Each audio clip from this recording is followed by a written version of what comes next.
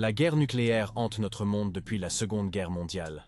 Les craintes ont augmenté après avoir été témoins de la dévastation à Hiroshima et Nagasaki. Avec les États-Unis possédant près de la moitié des 13 000 têtes nucléaires estimées dans le monde, la question se pose de qui ils pourraient avoir dans leur ligne de mire. Quels facteurs complexes pèsent dans l'esprit du décideur lors du choix des cibles nucléaires potentielles? Explorons le contexte historique de ce sujet critique, les calculs stratégiques et les dilemmes éthiques. L'exploration de ces aspects nous donne une perspective plus nuancée sur les cibles probables et le raisonnement derrière ces décisions. Avant de pouvoir savoir qui l'Amérique pourrait cibler, nous devons d'abord comprendre comment elle en est arrivée à la position qu'elle occupe aujourd'hui. L'Amérique et ses alliés sont sortis victorieux après la Seconde Guerre mondiale, entrant dans une ère de tension géopolitique connue sous le nom de guerre froide. Durant cette époque, les États-Unis et l'Union soviétique se sont engagés dans une intense course aux armements. Avec les deux côtés investissant dans d'énormes stocks nucléaires, les deux superpuissances ont élaboré des stratégies pour frapper les actifs de l'autre, y compris les villes, les installations militaires et les centres de contrôle. Parmi leurs stocks et leurs stratégies, les deux côtés se sont engagés dans d'importants conflits régionaux, connus sous le nom de guerre par procuration, comme la guerre soviéto-afghane.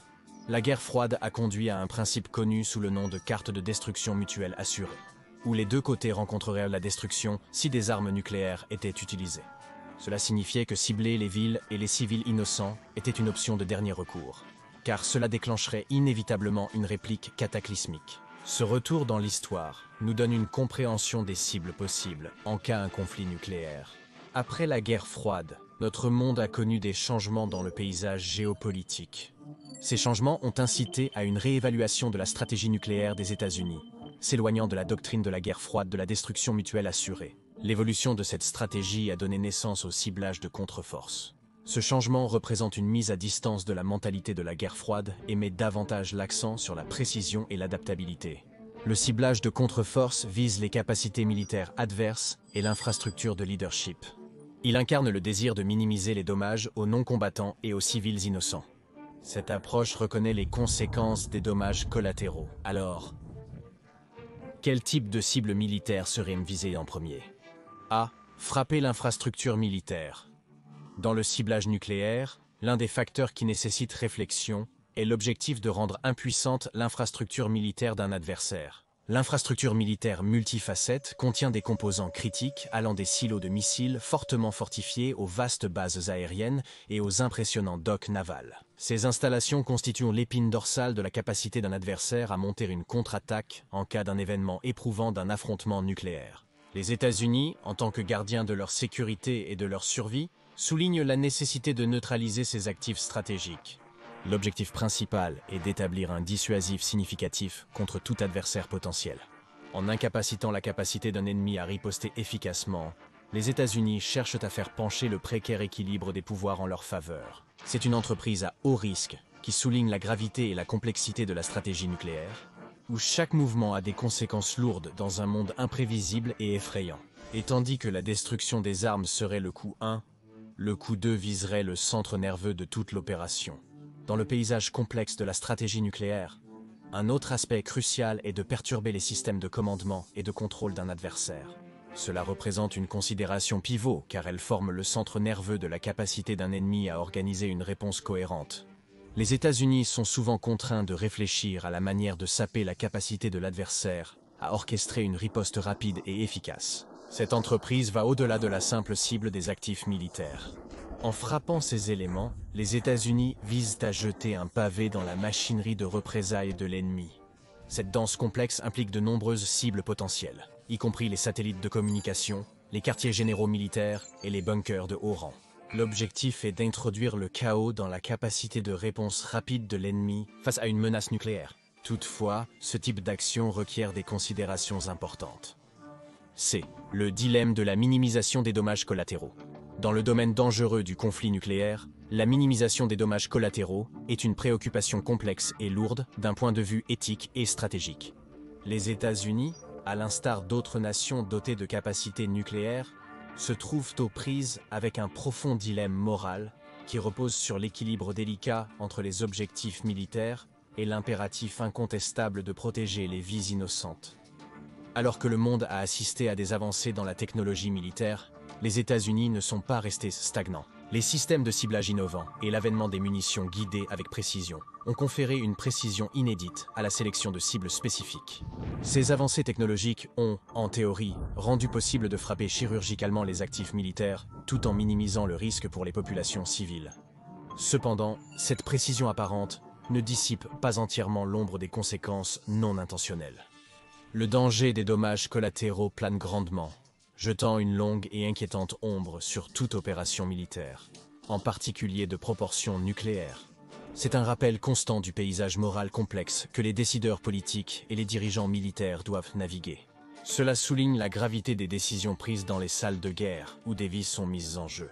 Dans ce domaine, la précision n'est pas uniquement technologique, mais une impératif moral, une reconnaissance de la responsabilité profonde de manier l'énorme pouvoir de l'armement nucléaire. Ce qui pose la question, quel dilemme éthique découle de l'utilisation des armes nucléaires? A. La moralité de cibler les civils. Le dilemme du décideur avec le ciblage nucléaire est le spectre hantant des dommages aux populations civiles. Ce dilemme éthique atteint son apogée lorsqu'on envisage de cibler des villes et des non-combattants, invoquant des questions fondamentales au cœur de notre humanité partagée. Au cœur de ce dilemme moral réside le principe de proportionnalité, un principe inscrit dans les lois du conflit armé. Ce principe insiste sur le fait que les dommages infligés aux civils et aux sites non militaires ne doivent, en aucun cas, dépasser l'avantage militaire obtenu. Il représente un rempart contre la violence indiscriminée et souligne la nécessité de maintenir un équilibre. Les aspects éthiques dits de la visée des civils, en particulier, dans la guerre nucléaire, continuent à susciter des débats passionnés et attirent de sévères critiques de philosophes moraux, d'experts juridiques et de citoyens concernés. Les arguments vont du principe de l'immunité des non-combattants qui suggère que les civils ne devraient jamais être intentionnellement ciblés, aux dures réalités de la guerre moderne, où la distinction entre combattants et non-combattants peut s'avérer extrêmement difficile. Les dilemmes éthiques entourant la cible des civils ne sont pas abstraits ni théoriques. Ils ont des conséquences tangibles pour la vie d'individus et de communautés innocents. La pure destructivité des armes nucléaires amplifie ces préoccupations, jetant une ombre encore plus sombre sur le paysage moral. Mais les civils ne sont pas les seuls éléments qui peuvent être affectés par une explosion nucléaire. La guerre nucléaire pèse lourdement avec une prise de conscience profonde, à la lumière crue de la réalité. Les armes atomiques apparaissent non seulement comme des instruments de destruction massive, mais aussi comme des catalyseurs de dévastation environnementale à l'échelle mondiale. Au premier plan de ces préoccupations se trouve l'ombre menaçante d'une retombée radioactive. C'est un sous-produit insidieux des explosions nucléaires qui s'infiltrent dans l'atmosphère. Les retombées radioactives représentent une menace persistante pour la santé humaine, contaminant le sol, l'eau et l'air même que nous respirons. Les générations à venir peuvent porter le fardeau des maladies liées à la radioactivité, soulignant l'héritage intergénérationnel effrayant de la guerre nucléaire.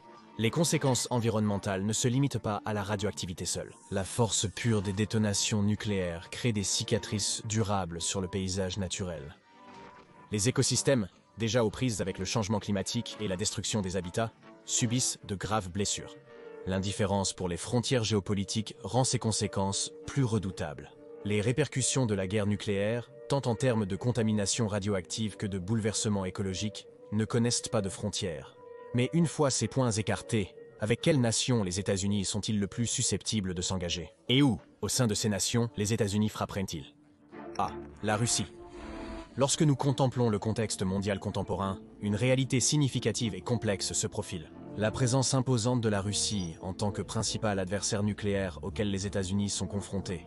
La Russie, avec son vaste arsenal nucléaire, émerge en tant que concurrent redoutable. L'ampleur de l'arsenal nucléaire de la Russie sert de rappel de la gravité de la situation. C'est un monde d'arsenaux, peaufinés et étendus au fil des années, témoignant de la volonté de la Russie de demeurer une superpuissance. Cette collection gigantesque d'armes nucléaires se présente comme un symbole de dissuasion, une force à prendre en considération, et une réalité brutale que toute stratégie nucléaire doit prendre en compte. Dans le contexte grave d'une éventuelle cible, les États-Unis se concentreraient inévitablement sur les atouts militaires russes. Ces atouts englobent le réseau complexe d'installations stratégiquement importantes, de bases navales et d'armes redoutables hébergées dans les villes suivantes. Moscou est la première et la plus évidente que l'Amérique ciblerait dans toute hypothèse.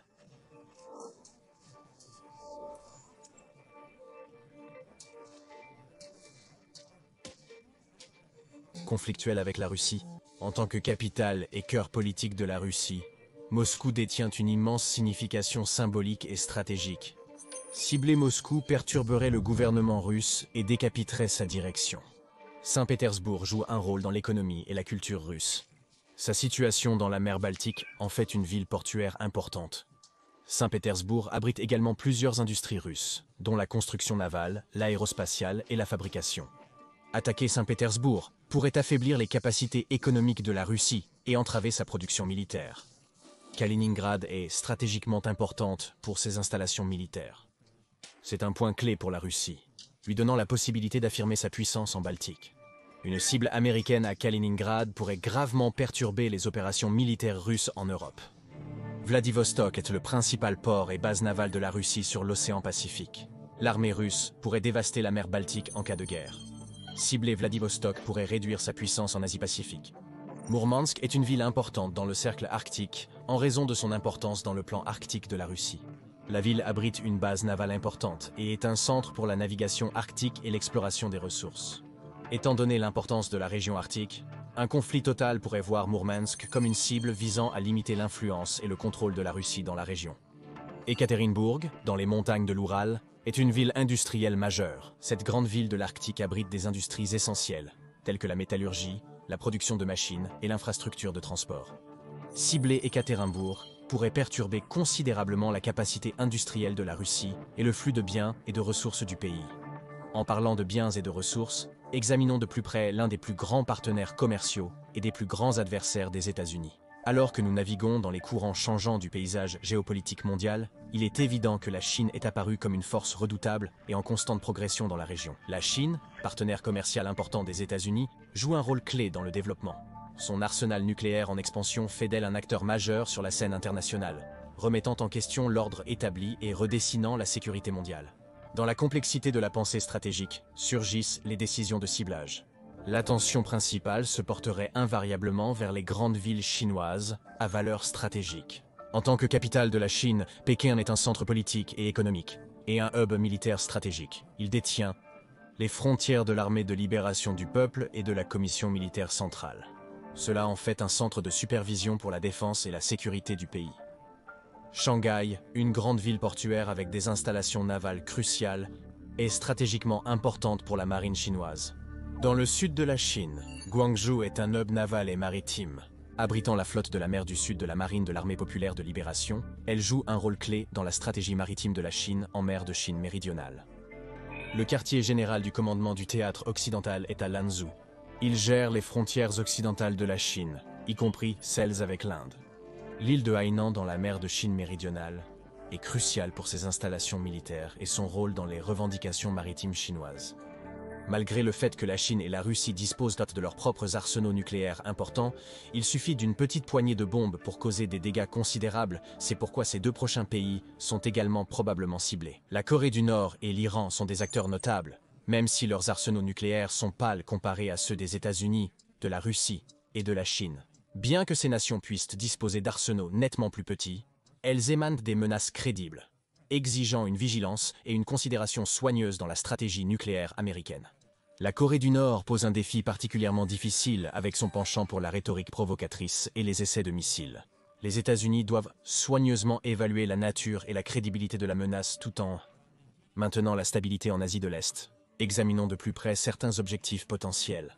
Pyongyang revêt une grande importance politique et militaire. Elle y accueille des institutions gouvernementales, militaires et le commandement suprême de l'armée populaire de Corée. Kaesong, près de la frontière intercoréenne, est une ville historique et stratégique. Elle a été le lieu de discussions et de négociations intercoréennes. Il y a aussi des installations militaires à proximité. Wonsan est une ville portuaire sur la côte est de la Corée du Nord. C'est aussi une base navale substantielle pour la marine du peuple coréen. Située à la frontière de la Chine, Sinuiju est importante pour le commerce de la Corée du Nord. Elle dispose d'un pont reliant la ville chinoise de Dengang, favorisant le commerce transfrontalier. De même, les ambitions nucléaires de l'Iran ont suscité des préoccupations internationales avec son programme nucléaire. Ils ont également plusieurs villes sur le radar de l'Amérique. Téhéran, en tant que capitale et plus grande ville d'Iran, Téhéran abrite des institutions gouvernementales et militaires. Cela comprend le ministère de la Défense et la logistique des forces armées, l'état-major général des forces armées, ainsi que les centres de décision de la défense et de la sécurité du pays. Ispahan est une ville avec une forte présence militaire. La base aérienne d'Ispahan accueille des avions de chasse et de transport, ainsi que des installations nucléaires, telles que l'usine d'enrichissement d'uranium de Natanz. Bandar Abbas abrite des installations navales sur la côte sud de l'Iran, y compris la base principale de la marine iranienne et le corps des gardiens de la révolution islamique. La base aérienne d'Ispahan héberge les installations navales du corps des gardiens de la révolution islamique iranienne. Busir abrite la première centrale nucléaire de l'Iran. La centrale nucléaire de Busir, une installation militaire clé et délicate. En plus des menaces de ces nations et de leur capacité nucléaire, d'autres armes sont à la disposition des acteurs hostiles, qui pourraient pousser les États-Unis à agir. Dans le paysage évolutif de la guerre moderne, les limites du conflit ont transcendé l'engagement militaire traditionnel. Un nouveau champ de bataille apparaît dans ce cas. Un où la guerre n'est plus possible. La guerre n'est plus seulement une question de déploiement de troupes et d'armes conventionnelles. Au lieu de cela, la guerre s'est étendue au domaine numérique, donnant naissance à l'ère de la cyberguerre. Dans ce paradigme transformé, les États-Unis, comme d'autres nations, sont confrontés au défi d'intégrer ces capacités en évolution dans leur cadre stratégique global et leurs décisions de ciblage. La cyberguerre est apparue comme un outil potentiel dans l'arsenal moderne. Les armes conventionnelles, guidées de précision, offrent quant à elles la précision et la flexibilité permettant de cibler les actifs militaires avec des dommages collatéraux minimaux. Il devient impératif d'intégrer ces capacités dans le calcul stratégique, reflétant la nature dynamique de la guerre contemporaine. Les décideurs doivent lutter avec des considérations multifacettes, y compris le développement de défenses cybernétiques pour protéger les actifs nationaux, les implications éthiques des opérations cybernétiques et l'interaction complexe entre les processus cybernétiques et cinétiques.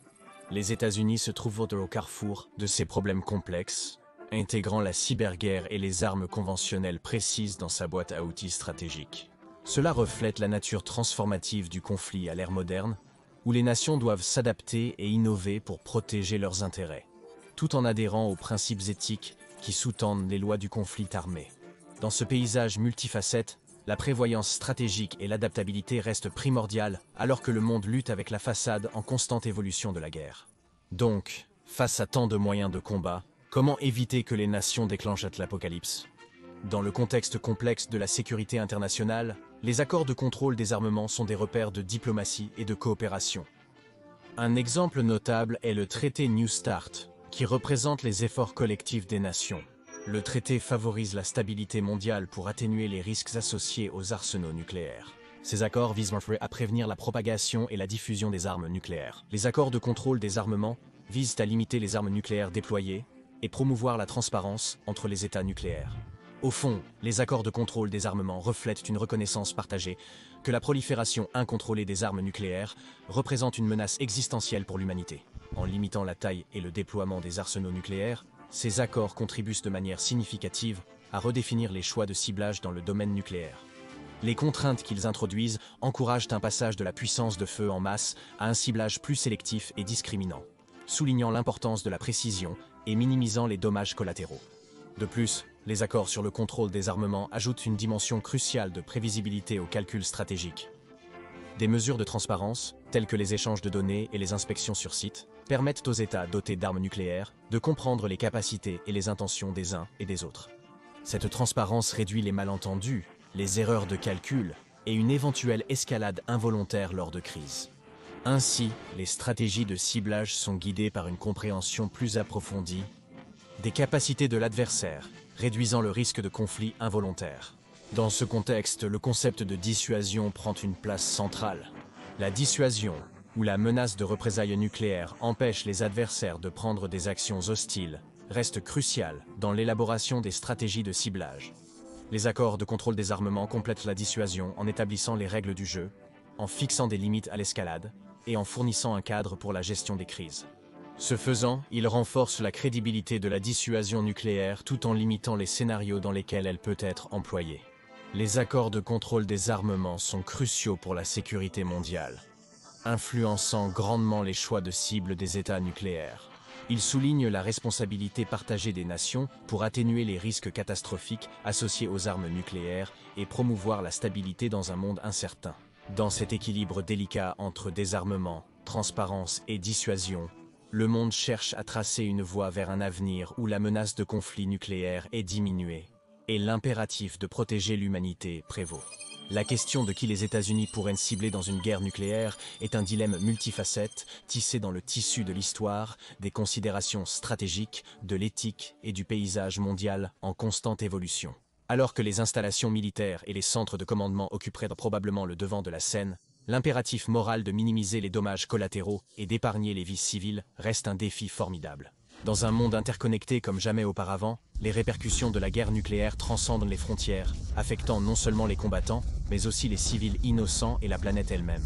Par conséquent, les décideurs politiques et les citoyens doivent s'engager dans des discussions réfléchies sur l'éthique et les ramifications stratégiques du ciblage nucléaire. L'objectif principal devrait être d'éviter l'utilisation d'armes nucléaires, avec une conscience des conséquences catastrophiques qu'elles entraînent pour l'humanité et notre planète fragile.